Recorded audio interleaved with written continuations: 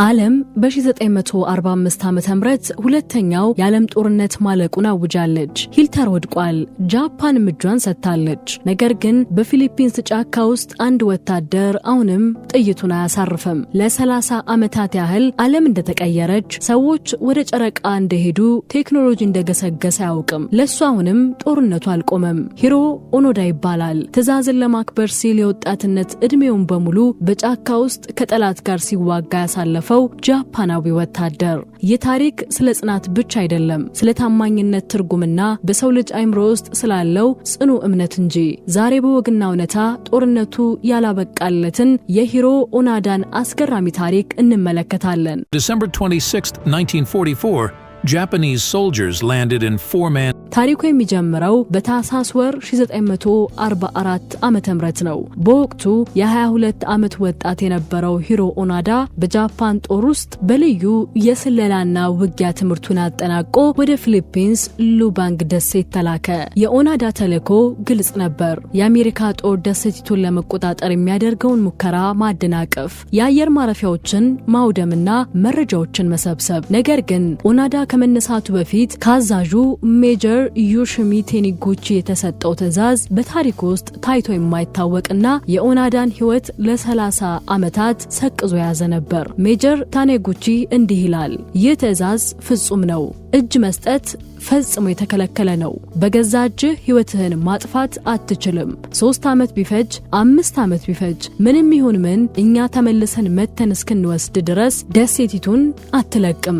አሁን ጥቂት ጥይቶችና ምግብ ቢኖርህም ወደፊት ግን ኮኮናት እየበላ ቢሆን መኖር አለብህ። እደግመዋለሁ፣ እኛ መተን ትዕዛዝ እስክንሰጥ ድረስ እጅ እንዳትሰጥ። ኦኖዳ ደሴቲቱ እንደደረሰ ብዙም ሳይቆይ በ1945 ዓመተ ምህረት የአሜሪካ ጦር ደሴቲቱን ተቆጣጠራት። አብዛኞቹ የጃፓን ወታደሮች ተገደሉ ወይም እጃቸውን ሰጡ። ኦኖዳ ግን 3 ወታደሮችን ይዞ ወደ ደሴቲቱ ጥልቅ ደን ውስጥ ተሸሸገ። ብዙም ሳይቆይ ጃፓን በሁለተኛው የዓለም ጦርነት መሸነፏን አወጀች።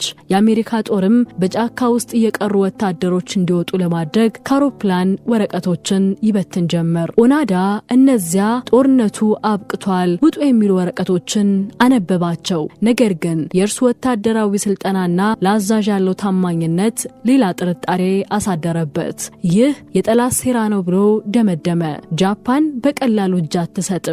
እነዚህ ወረቀቶች እኛን ከጫካ አውጥተው ለመግደል የተሰሩ የውሸት ፕሮፓጋንዳዎች ናቸው የሚል ጽኑ እምነት አሳደረ። ጃፓን ውስጥ ያሉ ቤተሰቦቹ ሳይቀሩ ጦርነቱ አልቋል ተመለስ የሚል ደብዳቤና ፎቶግራፍ በጫካ ውስጥ ቢያስቀምጡለትም ኦኖዳ ግን ጠላቶቼ ቤተሰቦቼን አስገድደው ያጻፏቸው ናቸው በማለት አልተቀበላቸውም። ለኦኖዳ የታመነበት አዛዥ መጥቶ በአካል ተልዕኮ አብቅቷል እስካላለው ድረስ ዓለም ብትገለባበጥ እንኳን ጦርነቱ ለሱ እንደቀጠለ ነው። በዚህ እምነቱ ምክንያት ነው እንግዲህ ለ3 አስርተ ዓመታት የሚቆየው የብቸኝነትና የትግል ጉዞ የተጀመረው። ሂሮ ኦኖዳና 3 ጓደኞቹ በሉባንግ ደሴት ጥቅጥቅ ያለ ጫካ ውስጥ ሲቀሩ መጀመሪያ ላይ የነበራቸው ስንቅ በጣም ጥቂት ነበር። ጥቂት ኪሎግራም ሩዝ፣ የታሸጉ ምግቦችና ውስን ጥይቶች። እነዚህ ምግቦች ሲያልቁ ግን ኑሮ ወደ ህልውና ዘመቻ ተቀየረ። ለ3 አስርተ ዓመታት ኦኖዳ የበላውና የጠጣው በጫካ ውስጥ የሚገኘውን ብቻ ነበር። ዋና ምግባቸው ኮኮናትና ሙዝ ነበር። አልፎ አልፎ ደግሞ የአካባቢው ገበሬዎች ከብቶቻቸውን ወደ ጫካው ሲለቁ ኦኖዳና ጓደኞቹ ከብቶቹን በስርቆት በመግደል ስጋውን ያደርቁታል። ይህንን የሚያደርጉት ጥይት ላለማባከን ሲሉ እጅግ በጥንቃቄ ነበር። ልብሳቸው ሲበሰብስና ሲቀደድ ደግሞ ካምፓቸው ውስጥ ከነበሩ አሮጌ ድንኳኖችና ከዛፍ ቅጠሎች በመስፋት ለዓመታት የሚለብሱትን ልብስ ያዘጋጁ ነበር። ኦኖዳ ለ30 ዓመታት ሰላማዊ እንቅልፍ ተኝቶ አያውቅም። ሁልጊዜም ጠላት ሊያጠቃኝ ይችላል በሚል ስጋት ዛፎች ላይ ወይም ድንጋይ ስር ይደበቅ ነበር። የሚገርመው ግን በደሴቲቱ ላይ አልፎ አልፎ የሚሰማው የተኩስ ድምጽ ነው። ኦኖዳ በየጊዜው ከፊሊፒንስ ፖሊሶችና ከገበሬዎች ጋር የተኩስ ልውውጥ ያደርግ ነበር። ለሱ እነዚህ ፖሊሶች በሲቪል ልብስ የለበሱ የአሜሪካ ሰላዮች ነበሩ። በየተኩስ ልውውጥ ወቅት ኦኖዳ ሰዎችን ይገድል ነበር። ምክንያቱም ለሱ ጦርነቱ አሁንም እንደቀጠለ ነው። በእነዚህ ዓመታት ውስጥ የኦኖዳ ጓደኞች አንድ በአንድ ተለዩት። መጀመሪያ አቃየት የተባለው ወታደር በ1950 ዓመተ ምህረት ተስፋ ቆርጦ ጫካውን ጥሎ ወጣ። ሺማዳ የተባለው ደግሞ በ1954 ዓ.ም ከፖሊስ ጋር በተደረገ ተኩስ ተገደለ። በመጨረሻም በ1972 ዓ.ም የመጨረሻው ጓደኛው ኮዙካ በተመሳሳይ ሁኔታ ሲገደል ኦናዳ ብቻውን ቀረ። ብቻውን ቢሆንም ግን ኦናዳ ጠመንጃውን መወልወል አላቆመም። ጃፓን በቴክኖሎጂ ስትገሰግስ የጃፓን መርከቦች በደሴቲቱ አቅራቢያ ሲያልፉ ኦናዳ ግን እነዚያ መርከቦች የጠላት ናቸው እያለ በጫካ ውስጥ ለብቻው ይዋጋ ነበር። 30 ዓመታት ሙሉ የጠዋት ፀሐይን ሲያይ የሚመጣው አንድ ሐሳብ ብቻ ነበር። ዛሬም ደሴቲቱን ለጠላት አሳልፌ አልሰጥም። ዓመቱ 1974 ነው። ሂሮ ኦናዳ በጫካ ውስጥ ብቻውን መዋጋት ከጀመረ 2 ዓመታትን አስቆጥሯል። በዚህ ጊዜ በጃፓን አንድ ኖሪዮ ሱዙኪ የተባለ ወጣት የዩኒቨርሲቲ ተማሪ አንድ ግልጽ ያልሆነ ጉዞ ለመጀመር ወሰነ። ሱዙኪ 3 ነገሮችን ሳላገኝ አልመለስም ብሎ ለጓደኞቹ ተናገረ። ሌተናንት ሂሮ ኦናዳን፣ ፓንዳንና የበረዶውን ሰው። ሱዙኪ ወደ ሉባንግ ደሴት ተጓዘ። ብዙዎች ኦናዳ ሞቷል ብለው ቢያስቡም ሱዙኪ ግን በደመነፍስ ያምነው ነበር። ሱዙኪ ጫካ ውስጥ ለቀናት ብቻውን ሲጓዝ ቆይቶ በድንገት አንድ ሰው ጠመንጃ ደግኖበት ከዛፍ ጀርባ ወጣ። ያ ሰው ሽበት የጀመረው ልብሱ በብዙ ቦታ የታጠፈ ግን ደግሞ ንጹህ የሆነው ኦናዳ ነበር። ሱዙኪ ኦናዳ-ሳን ጦርነቱ አልቋል፣ ጃፓን ሰላም ናት ብሎ ጮኸ። ነገር ግን ኦናዳ አሁንም አላመንም።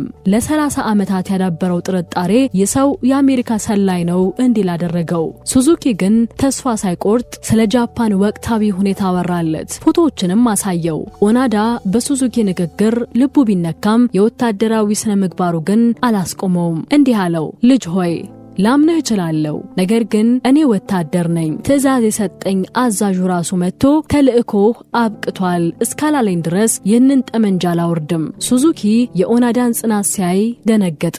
ወዲያውኑ ወደ ጃፓን ተመልሶ ለጃፓን መንግስት ሁኔታውን አስረዳ።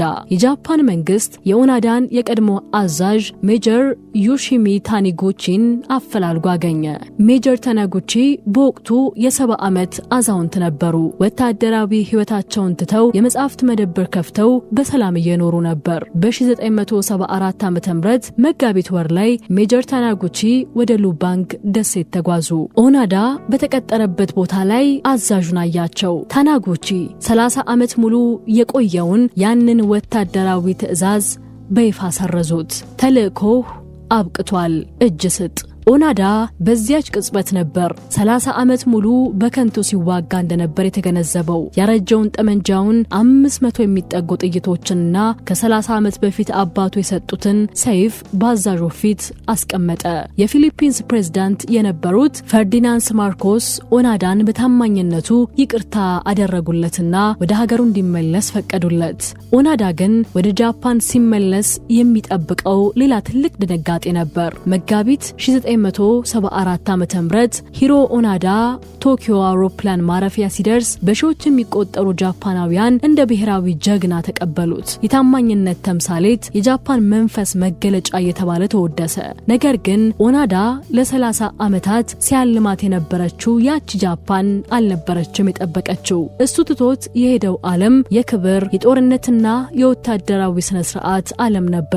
ያገኘው ግን በፋብሪካዎች በቴሌቪዥኖችና በንግድ የተሞላች የምዕራባውያን ባህል የተቀበለች አዲስ ጃፓንን ነው። ኦናዳ በታላቅ የባህል ድንጋጤ ውስጥ ወደቀ። ለዚህች ሀገር ነው 30 ዓመት የታገልኩት ብሎ ራሱን ጠየቀ። በጃፓን ውስጥ የነበረው ዘመናዊ ህይወት ስላልተመቸው ከጥቂት ዓመታት በኋላ ወደ ብራዚል በመሄድ የከብት እርባታ ስራ ጀመረ።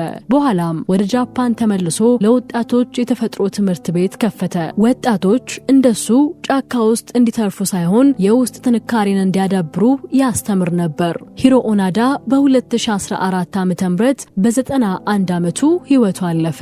የሱ ታሪክ በዓለም ዙሪያ ትልቅ ክርክርን አስነስቷል። አንዳንዶች የሰው ጅል ነው፣ ጦርነቱ ማለቁን የሚገልጹ መረጃዎችን አለመቀበሉና ለ30 ዓመታት በከንቱ ሰዎችን መግደሉ ወንጀለኛ ያደርገዋል ይላሉ።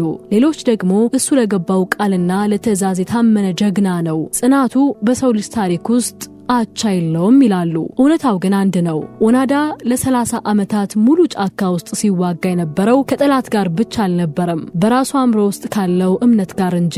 የሱ ታሪክ የሰው ልጅ አእምሮ አንድ ያመነውን ነገር ላለመቀየር ምን ያህል ግትር ሊሆን እንደሚችል ትልቅ ማሳያ ነው።